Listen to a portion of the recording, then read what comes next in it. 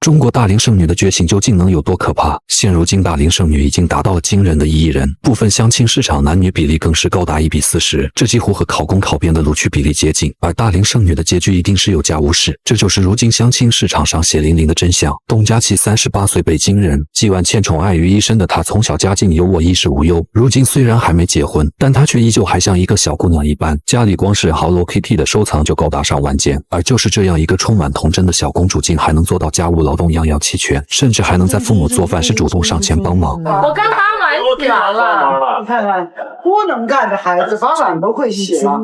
真好。你帮着炒菜吗，妞啊？你行了，你甭让他炒菜了。炒菜不炒啊？他哪会呢？他怎么是为了什么都会啊？什么会呀？他哪会炒菜了？面对如此优秀的女儿，佳琪的父母自然也是极度宠溺，每次吃饭时都会亲自为女儿包好虾喂到嘴里。如此和谐的家庭，再加上佳琪自身优秀的能力，理应可以轻松找到合适的另一半。但佳琪却也想不通，自己明明是貌美如花的年纪，却为何一直结婚无门？父母给她介绍的对象也全都入不了她的法眼，不是身高不够，就是长相不满意。可佳琪非但没有意识到自己的问题，反而是将一切的过错全都推到了父母身上。38岁的佳琪几乎不用工作，每天的任务就是开着豪车四处潇洒。但即便是父母为她提供了如此幸福的生活条件，佳琪还依旧是认为自己大龄单身的原因就是父母对自己管教过严。我经常跟我妈说，我说了好几次，我特别生气。我说因为吧，我有时候在导航，然后或者在开车就要很专心的时候，一点都不能错，对吧？然后她就突然给我发微信，然后你要不接电话或者不回，他就着急。哎呀，我特别担心你，你在哪儿啊？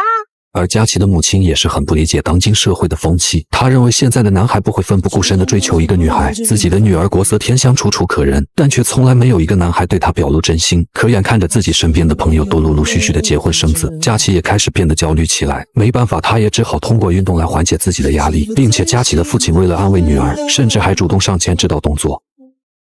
你别出了，我不会打了。如此娇艳欲滴的女孩也很是令人心动，但也许是自己太过天生丽质，导致很多男孩望而却步。无奈佳琪甚至还去大师手中花重金购买了一个转运手机壳，为了就是能够找到自己的真爱。不过其实佳琪的要求也并不算高，我的要求其实也不是特别高，就1.8米以上，然后长得帅一点，皮肤白一点。那个眼睛大一点最好，眼睛小也行，得幽默，能跟我玩到一块儿，哪儿人无所谓，但是得有自己的事业。可佳琪的父亲却不同意他的看法，父亲认为佳琪在要求别人的时候，也一定要对自己提出相同的要求。我要求人家长得很漂亮，我也挺漂亮的呀。你要求人家很有钱，我觉得你要求我也人家很有挺努力的呀。学识，我觉得我挺好的呀。那就是要有一个比较正确的观点，是吧？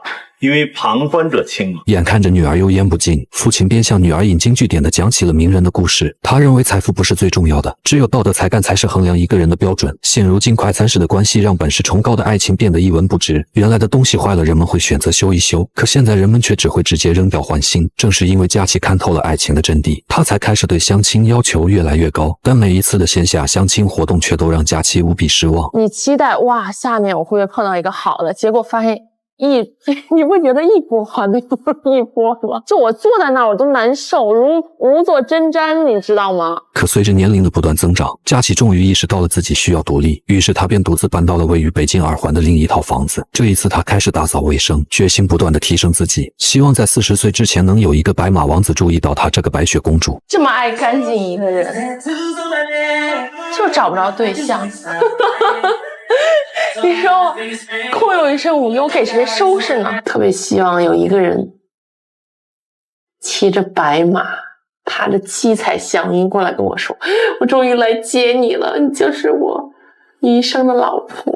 现如今有嫁无室变成了大龄剩女的主要趋势，随着女性的不断觉醒，与之而来的是互联网和资本的恶意荼毒，导致被包装出了很多虚假的优质女性。活在虚拟世界的时间越久，就越是难以接受同阶层男生的普通，特别优秀的男生又看不上他们，最终拖着拖着就变成了大龄剩女。而在婚恋市场上，女性的竞争力是会随着年龄的增长而降低的。当他们意识到这个问题时，却发现就连普通的男生都已经看不上自己了。直到这些眼高手低、自视清高的女生才清楚，原来自己在这个婚恋市场中是价格虚高的。事到如今，对于大龄剩女的状况，你又有怎样的看法？中国大龄剩女究竟能有多悲哀？现如今经常会有大龄女性发问：难道我真的要降低要求妥协吗？但是现实很残酷，对于很多大龄剩女来说，已经不是妥不妥协的问题，而是根本连妥协的机会都没有。李桃38岁，四川人，天生丽质的她从小就有一个明星梦，在她夜以继日的努力下，终于考入了北京电影学院。在学校里，李桃依旧非常努力，不仅成为了多部影视剧的女一号，甚至还和李小璐成为了最要好的闺蜜。可就是这样一个冉冉升起的明日之星，却因为一次失败的婚姻彻底毁了她的大好前程。大学毕业后，李桃遇到了一个比自己小15岁的男人，对方高大威猛、英勇帅气的形象让她瞬间坠入了爱河。在相处了一段时间后，二人便不顾年龄的鸿沟，义无反顾地选择结婚生子。起初甜蜜的婚姻还很是幸福，但就在李桃怀孕5个月后，她无意间发现自己的老公不仅多次出轨，甚至就连身份和工作都是伪造的。可现如今的后知后觉也早已无济于事。事发过后，对方第一时间卷走了李桃的所有积蓄，只留下了这对孤苦伶仃的母女俩和几百万的高额债务。自此之后，李桃为了生计被迫放弃了自己的演员事业，转头开始做起了带货主播。可每天6小时的高强度工作，再加上直播间并不友好的评价，让这个原本受人宠溺的小公主瞬间跌入了谷底，并且在下播后还要面对自己年幼哭闹的孩子，更是让她几度陷入崩溃。可即便如此，李桃却还依旧坚持着给孩子最好的生活，哪怕自己食不果腹，哪怕要面对着家人的压力，但她却依然对未来充满希望。头头的幸福是建立在我的身上，我要让他尽力去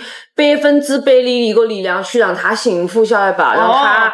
所以说你肩上是有责任的，有担子的。甚至就连时至今日，她都依旧不后悔自己的决定。如果能重来一次，嫁给爱情也一定是她的唯一选择。俗话说女本柔弱为母子刚，由于带货收益的不断下滑，李桃也只好带着女儿搬到城市周边的郊区住。可就算她一个人面对搬家这个庞大的工程时，她却也都没有半点怨言，因为只有她自己知道这个时候她靠不上任何人。收拾这些小东西，你认为男人就能帮上什么忙吗？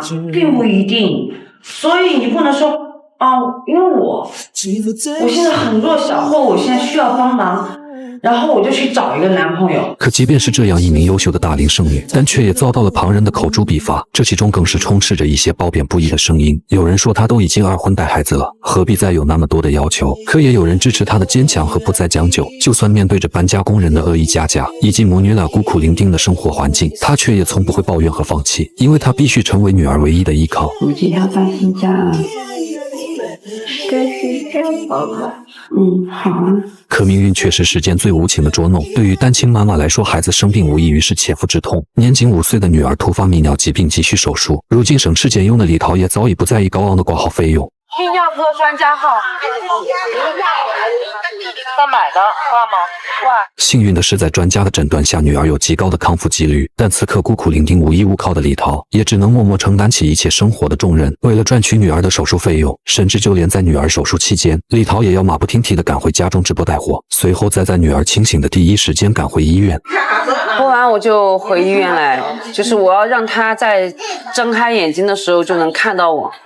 就醒过来的时候一定要看到我。为了给女儿创造更好的生活条件，李桃还掏空所有积蓄为女儿创建了个人品牌。然而就是这样一个顶天立地的母亲，却在这一刻说出了她一路走来的艰辛。我还债还了将近100万了。起初在面对所有人都不看好的婚姻时，她义无反顾的付出，如今她便也只能一个人承担年少时的苦楚。但对于李桃而言，现在的一切努力都是值得的。她绝对不能再让没做错任何事的女儿替她分担。为了给女儿一个幸福的童年，她不仅不惜一切代价也要隐瞒父亲的所作所为，甚至还要不惜高价来聘请年轻帅气的男人陪女儿玩耍。而就婚姻来说，即便是已经38岁的年纪，但她却依然不愿向现实低头。如今能给女儿一个健康幸福的童年，也许就是李桃唯一的愿望。按理来讲，像我这岁数，我38岁，我应该是一个特别生活了，特别现实了，应该想的是考虑找一个男人就过日子了，但是我并没有这叫梦想吗？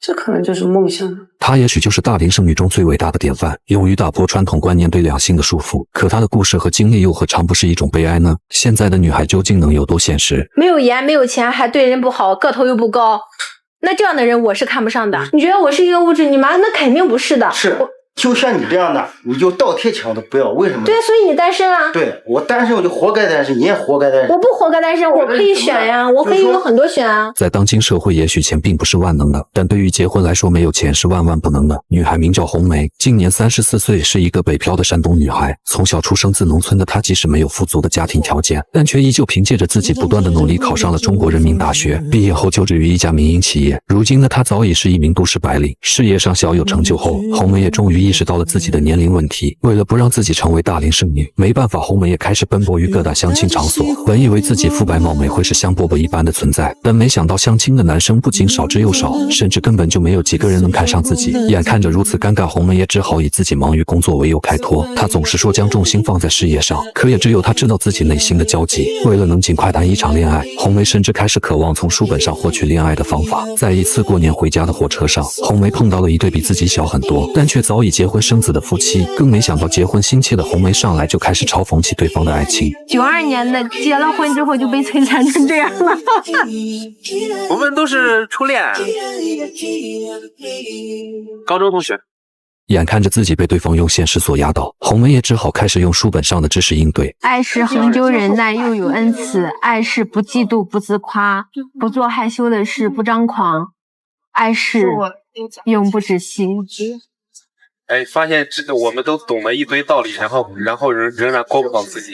红梅懂得一大堆道理，但她却依旧没有过好自己的人生。无奈她也只好不再说话。每年过年回家都是红梅最痛苦的时光。她讨厌父亲和哥哥的催婚，更加厌恶他们对自己的教导。父亲认为随着红梅的年龄越来越大，她也是时候找一个合适的男人共度余生。哪怕是农村人，只要是真心相爱，就一定会有好的未来。可红梅却认为自己蒸蒸日上的事业，再加上貌美如花的容颜，完全可以轻松找到一个拥有北京户口、事业有成的男人。你要的是，你肯定不是说你要的是这些的，适合你的就在这儿了。眼看着妹妹如此执迷不悟，哥哥也只好委婉地进行劝诫。可没想到妹妹非但不听，反而是更刺激哥哥平平淡淡的生活有什么意义？就是我的意思是，你可以就是给这个女孩一个公主梦，就是你要什么我就是能给。太现实了，就是中国人现在很现实。随着二人争吵的愈发强烈，母亲也只好开口打断了二人的对话。但面对着母亲的安慰，红梅反而是越来越气愤。她表示自己并非是一定要找个高富帅，只要经济颜值或是身高，任何一项占据优势她都愿意认识一下。可这些高标准却让父亲犯了难，于是便找来了十里八村有名的媒人说媒。专业的媒人说成一桩婚事就要1万块钱，但为了能让女儿找到一生的幸福，父亲也甘愿拿出自己原本准备养老的钱。即便如此，符合红梅要求的却也是少之又少。红梅认为公务员的收入太过微薄，很难保证生活的品质，而自主创业的又并不稳定，日后很有可能会颠沛流离。随后在媒人的一番寻找之下，终于找到了符合红梅要求的男生，于是便立马给二人安排了第一次见面。起初红梅还很是兴奋，因为对方不仅在北京有车有房有存款，甚至就连颜值和身高也都超出了自己的预期。可随着交流的愈发深入，红梅才失望地发现两人的观念竟然大相径庭。男生认为现在的女性都宣扬独立，以前男性能给她的现在不用男性给，既然这样的话，那就只需保持肉体上的关系，完全没有结婚的必要，双方各取所需反而更自在一些。可红梅却认为即使自己努力工作，但还是希望能有一个事业有成、专一稳定的高富帅在背后默默地支持着自己。男生听到这反而变得越来越激动，他认为既然红梅那么优秀，那他或许可以找一个依附于他的男人。眼看着观点不合，红梅赶忙转换了话题，随即二人谈到了婚后是否应该忠诚于对方。男生认为在当今诱惑横行的社会，任何事情都有可能发生，但红梅却认为婚姻中不可能出现背叛的事情，即使是捉奸在床，她也依旧会100%的相信对方。随着二人讨论的愈发激动，红梅竟然委屈地流下了眼泪。就是你可以不这样去想的，因为